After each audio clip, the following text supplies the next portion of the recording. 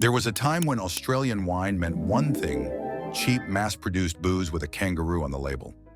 Critics laughed, sommeliers scoffed.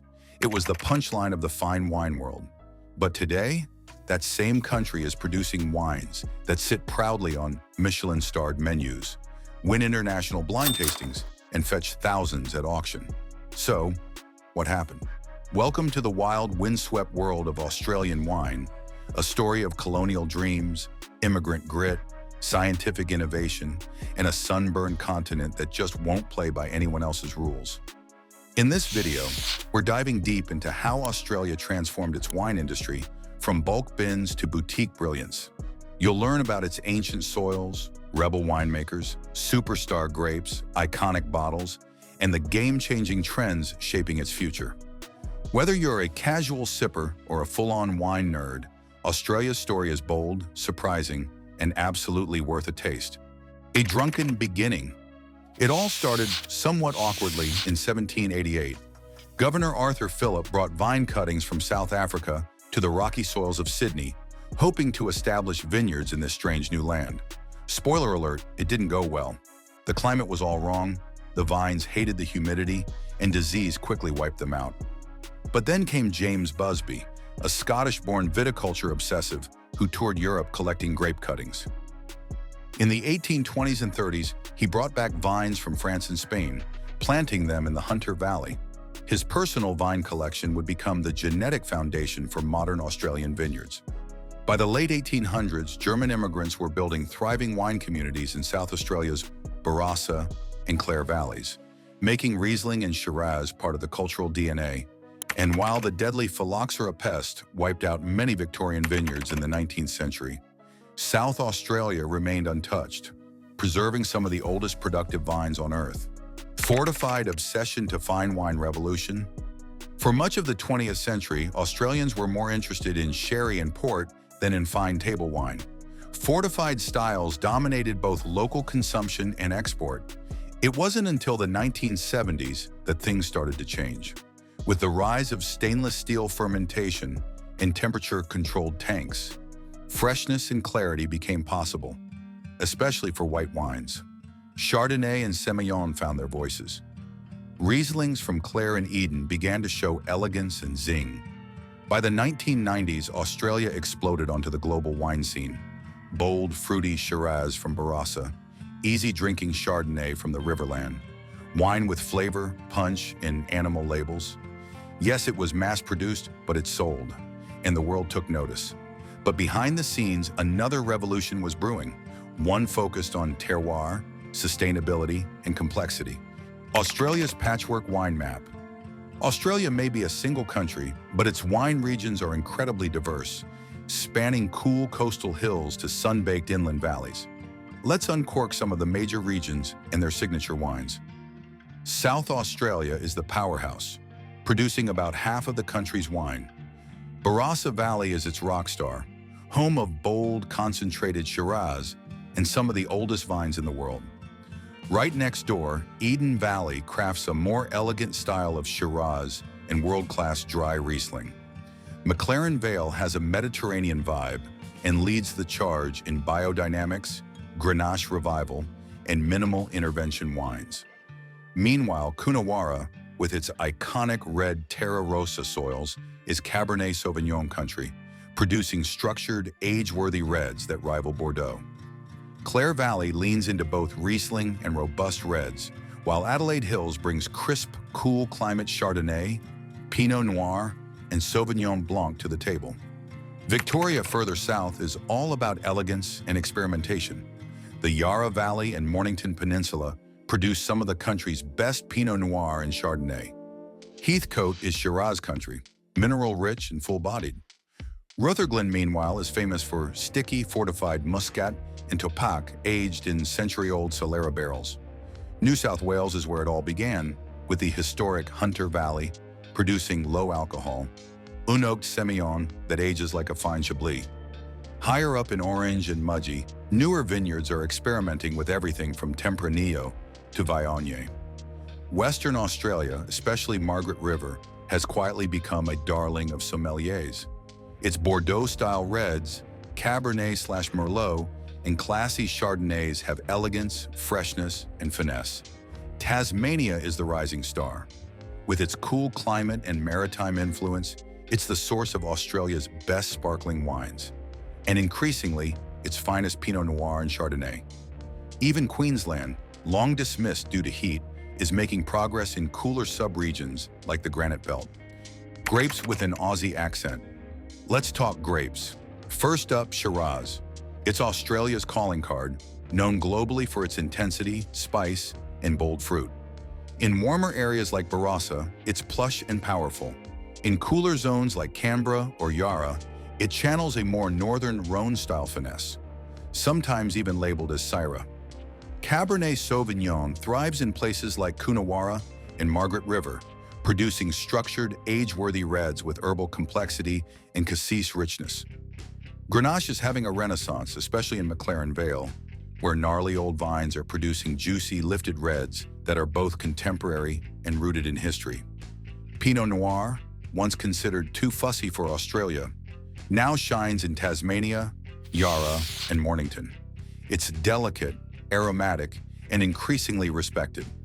Other reds like Mataro, Mourvedre, Durif, Tempranillo, and Nebbiolo are being explored with curiosity and creativity. On the white side, Chardonnay is everywhere, from big buttery styles to lean, mineral-driven versions. Semillon from the Hunter Valley is a national treasure. Light and citrusy when young, but able to evolve into honeyed elegance with age. Riesling in the Clare and Eden Valleys offers some of the purest, driest, lime-laced expressions outside of Germany. Add Sauvignon Blanc, Viognier, Pinot Gris, and you've got a symphony of whites suited to every palate. The bottles that change the game.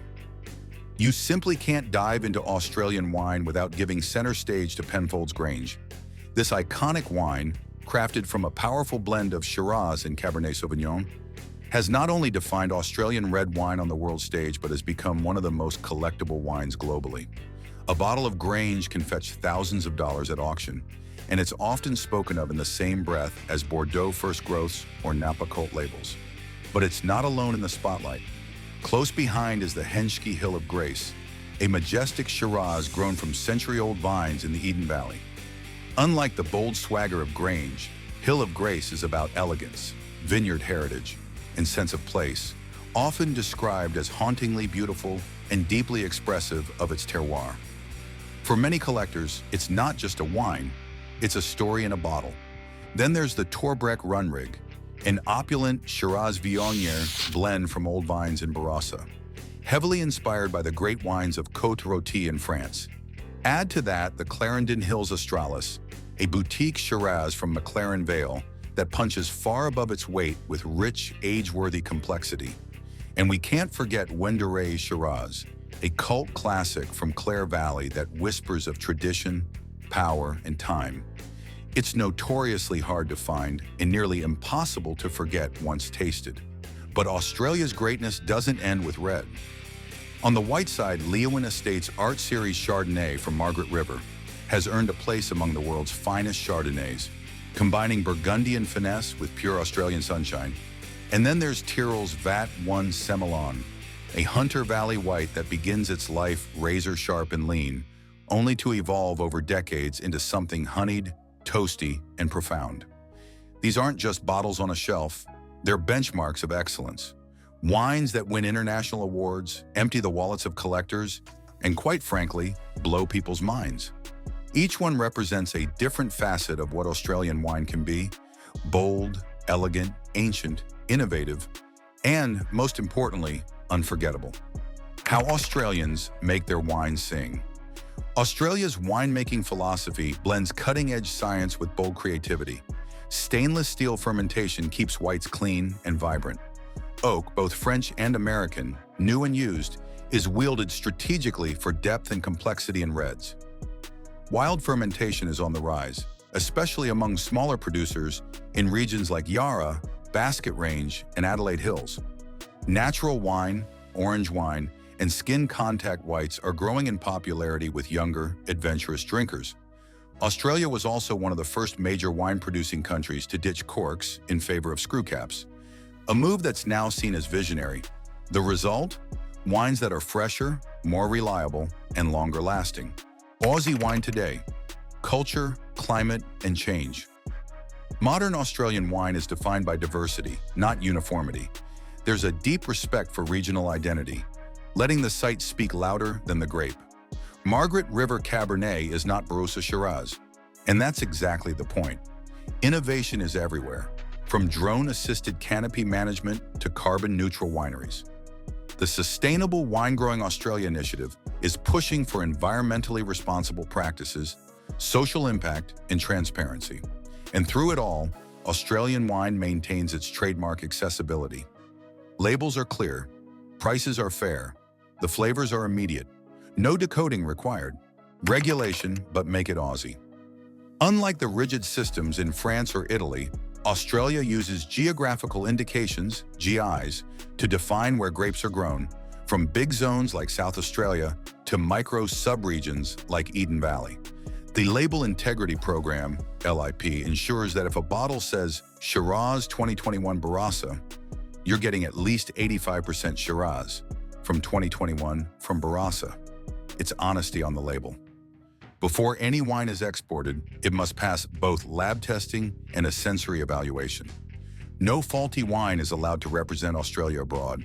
What's next for Aussie wine? The future is looking bold and different. Climate change is pushing winemakers to experiment with new grape varieties, higher altitude sites, and drought-tolerant vines. Sustainability is no longer a trend, it's a necessity. There's also a growing celebration of lesser-known grapes like Fiano, Vermentino, and even Saperavi. And let's not forget wine tourism. Cellar doors across Tasmania, McLaren Vale, and Margaret River are booming, attracting global travelers who want more than just a tasting. They want a story. From dusty bushland to glass-clinking prestige, Australia's wine story is one of grit, growth, and transformation.